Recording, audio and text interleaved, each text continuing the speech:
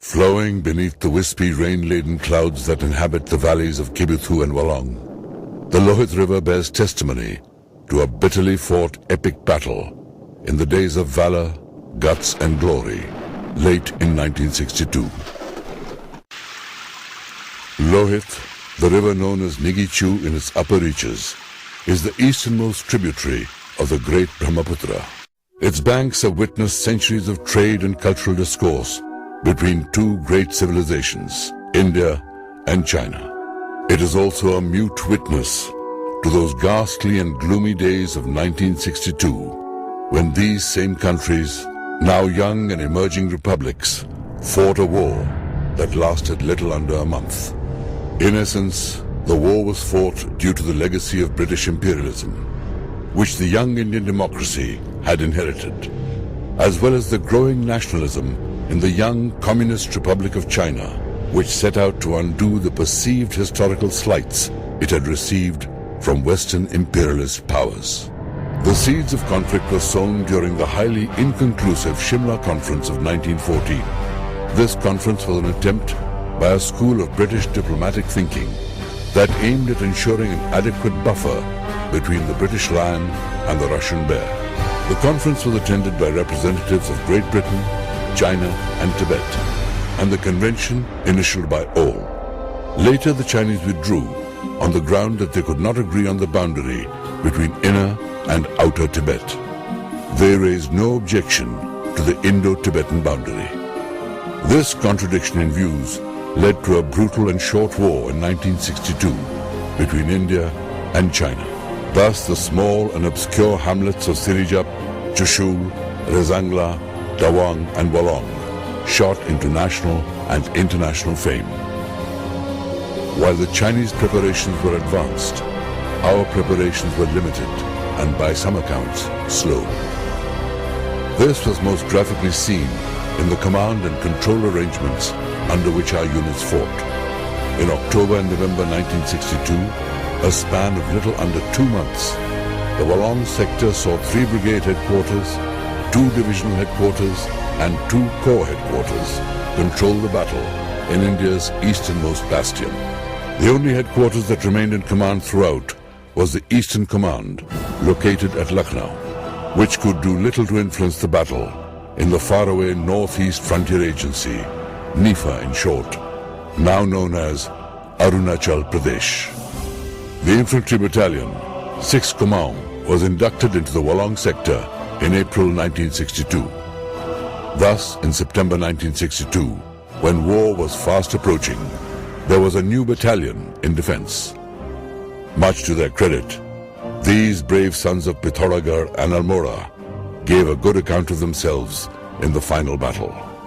The 62 Infantry Brigade, which is located at Ramgarh, was ordered to mobilize its units in mid-September 1962. Its 3 units, the 4 Sikh, the 4 Garhwal Rifles, and the 2nd 8 Gorkha Rifles were mobilized and were earmarked for the Walong, Nuranang and Along sectors respectively. The 6th were inducted into Walong in early October 1962. 2 Assam Rifles was already in location, implementing the forward policy. It was tasked with establishing posts on or as close to the McMahon line as possible, without getting into any confrontation with the Chinese. They established platoon-sized posts at the McMahon Ridge, Kibithu, Thapa Ridge, Tangkhal, and Hot Springs. In order to see the Battle of Walong in its correct perspective, it is necessary to understand the harshness of the terrain beneath the veneer of natural beauty. In those days, the roadhead for troops deployed at Kibithu was located at Teju. It took 16 days to walk the 200 kilometers from Teju to Kibithu. Canadian Otter aircraft could not carry more than 6 to 8 armed soldiers at a time to the landing grounds in Haiyuliang and Walong. In those times, to cross the Lohit River, soldiers had to use many steel wire rope crossings. To add to their misery, our soldiers fought in near sub-zero temperatures of September and November in summer uniforms and canvas shoes. When we look back at those demanding days, we can clearly visualize the way in which the battle unfolded. starting between 18th and 27th of October. On the eve of battle in Kibithu, we had 6 Kamau, less 3 companies at Kibithu, a company at Dichu, and the balance of 2 companies guarding the approaches to Walong. In addition, there were Assam Rifles platoon posts strung along the McMahon line. Subedar Surendra Chand of 6 Kamau reported the presence of 53 Chinese soldiers occupying the Hill 100 feature on 18th of October.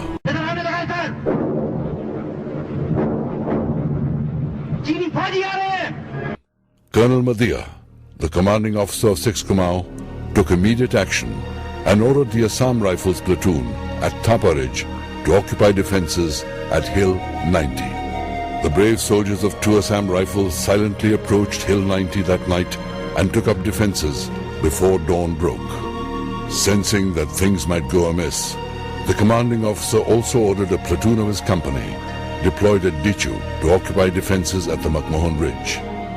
They joined the already present Assam Rifles platoon by the evening of October 19th. All hell broke loose on the evening of 21st October.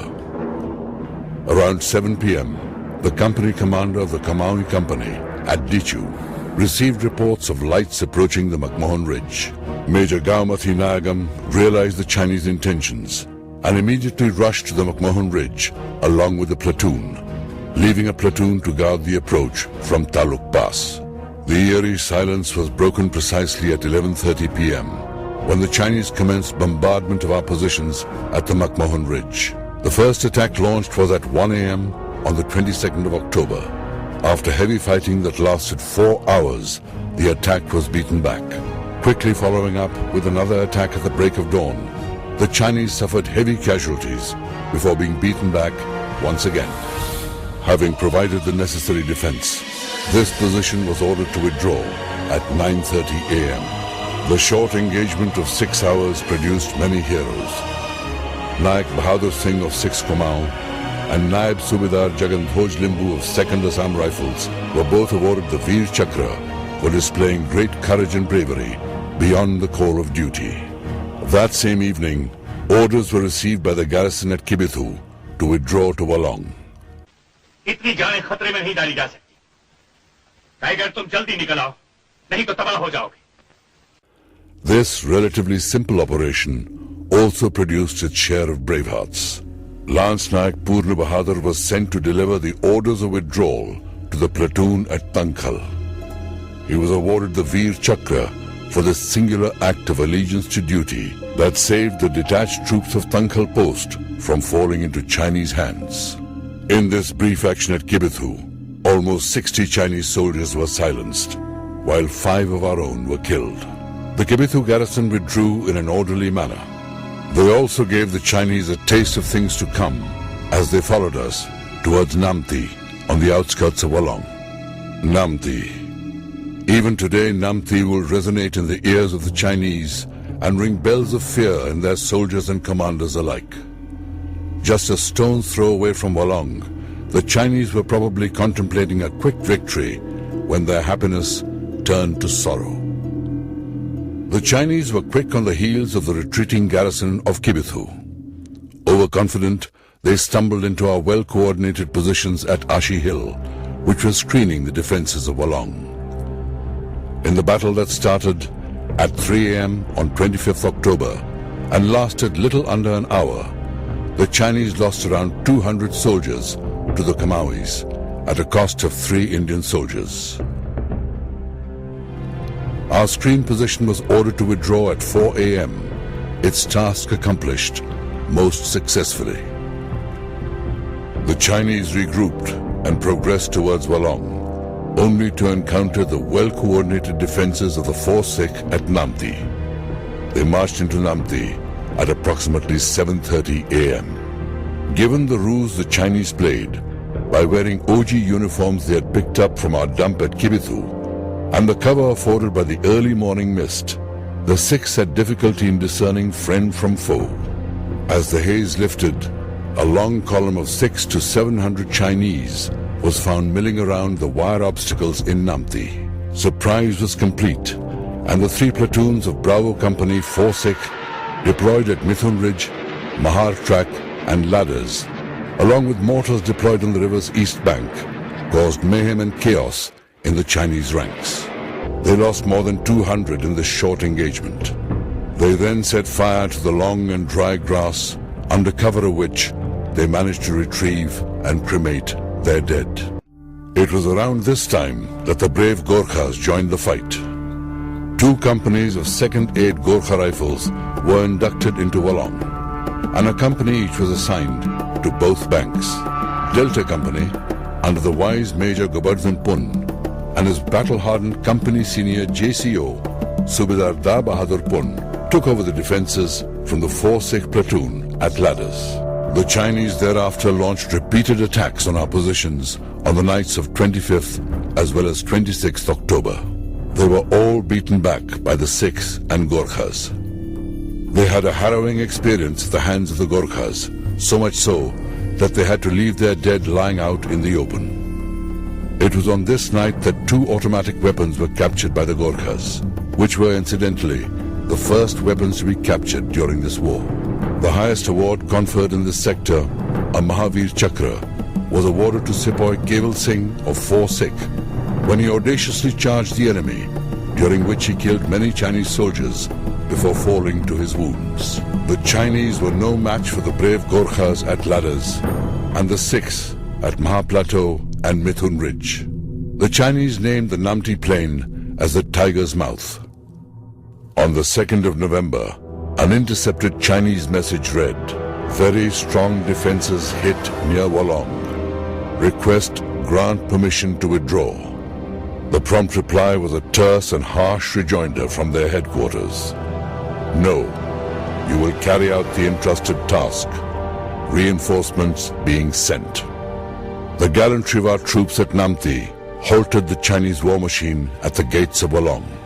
This can be gauged by the fact that the Chinese had to take pause, and they decided to commit a further reserve division of theirs into the Walong cauldron. The immediate aftermath of the fighting at Namti was marked by sweeping command changes, as well as reinforcement of positions both on the east and west bank. 181 Infantry Brigade took over operational responsibility on 27th October, which was followed by 11 Infantry Brigade taking over operational responsibility on the 1st of November under Brigadier N.C. Rowley, Military Cross. 3rd Gorkha Rifles were inducted into the defense of the East Bank, relieving the 4 Sikh companies who rejoined their battalion on the West Bank, and the 2 companies of 2nd Aid Gorkha Rifles who rejoined their battalion at Along. The Chinese, after having realized the futility of trying to reach Walong along the valley floor, decided to swing around the western flank, assisted by a local Mishmi guide. A platoon patrol of 2 Assam Rifles confirmed the Chinese presence at Green Pimple. On November the 6th, Alpha Company of 6 Kumaon, under Captain R.K. Mathur, was tasked to dislodge the enemy from Green Pimple. In spite of grave deficiencies in fire support, this company fought valiantly for 2.5 hours and forced the enemy to flee. In the end, however, they had to withdraw due to a shortage of ammunition and the untenability of their position. When reports of Chinese buildup at Green Pimple and Yellow Pimple were confirmed, 6 Kumaon was tasked to establish a firm base at Tri-Junction as it dominated the area, and also to launch an attack on Yellow Pimple. On the 14th of November at 9:30 a.m., an attack was launched on Yellow Pimple with 2 companies leading. The left leading company, under Captain B.N. Singh, inched within 20 yards of the enemy bunkers, and the right leading company of Major B.N. Sharma was held up 200 yards from the top. After 6 hours of bitter fighting, the right company reached 50 yards short of the enemy bunkers and was thereafter halted. The commanding officer sent his only available reserves of 2 platoons as reinforcements. The brigade commander ordered 6 Kumaon to hold the ground that it had captured. इस वक्त एक साथ कई चौकियों पर गोलाबारी कर रहा है, इसलिए एक चौकी से दूसरी चौकी पर मदद भेजना नामुमकिन है।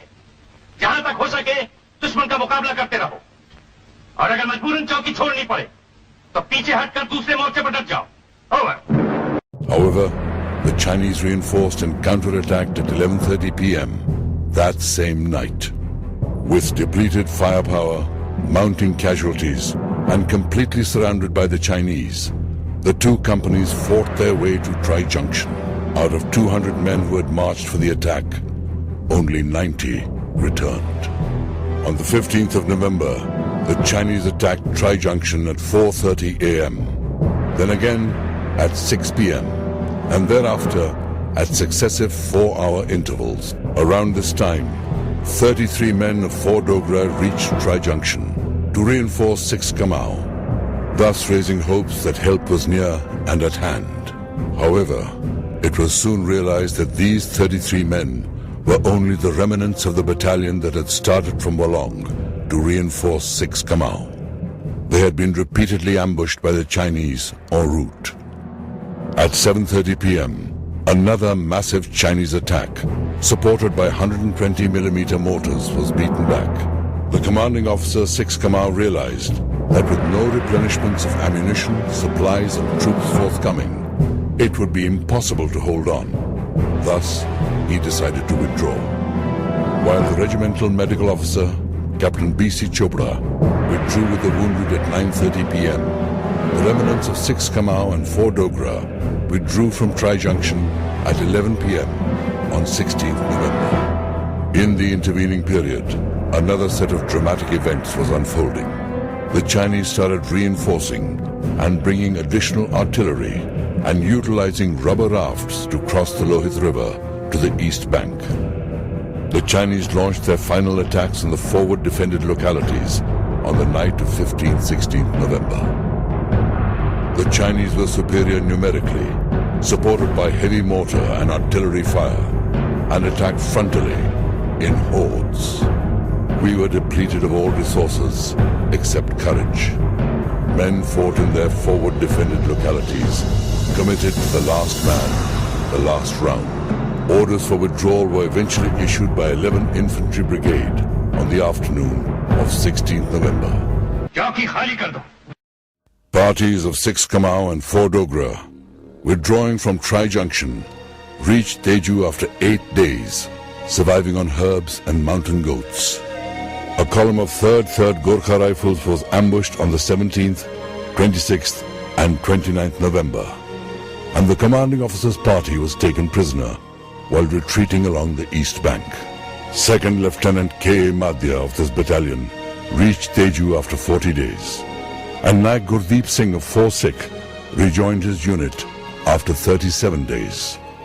But fate was not kind to everyone. It took a long time for infantry battalions to ascertain their precise number of casualties. Walong saw unprecedented deeds of heroism and valor in the face of overwhelming odds. It saw the daring feats of those 5 infantry battalions, whose men lived up to the glorious traditions of the Indian Army, notwithstanding the enemy being vastly superior in numbers, weapons, and firepower. The casualties were heavy: 120 men of the 6 Kamau, 85 of 4 Sikh, 1 of 2nd 8 Gorkha Rifles, 50 of 3rd Gorkha Rifles, 109 of 4 Dogra, 5 of Assam Rifles, 4 of 6 Mahar, 9 of 17 Parafield, and 5 of 44 heavy mortar. 1 Mahavir Chakra, 10 Veer Chakras, 1 Sena Medal, and 2 mentioned in dispatches were awarded for the Battle of Walong. A quote from Time magazine in 1962 amply substantiates the incredible achievements of the Indian soldiers. In Walong, the troops lacked everything, but the only thing they did not lack was guts.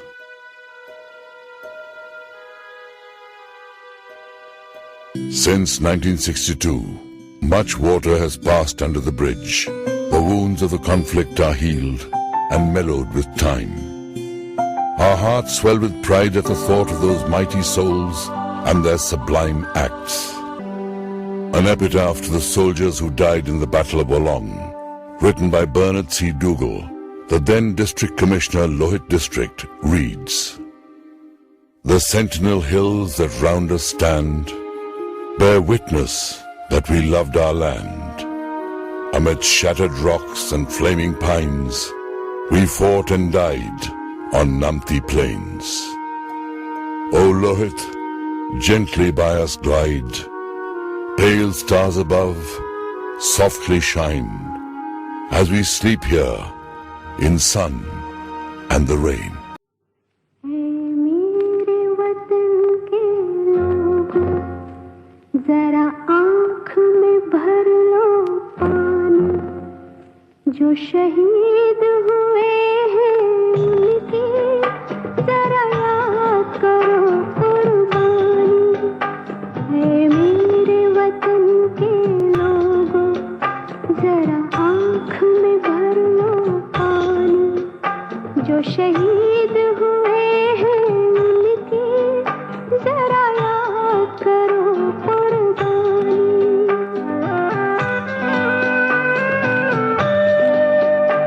जब घायल हुआ हिमालय, खतरे में पड़ी आजादी, जब तक थी सांस लड़े वो, जब तक थी सांस लड़े वो, फिर अपनी लाश बिछा दी, संगीन पे धर कर माथा, सो गए अमर बलिदानी, जो शहीद हुए हैं उनकी जरा याद करो कुर्बानी।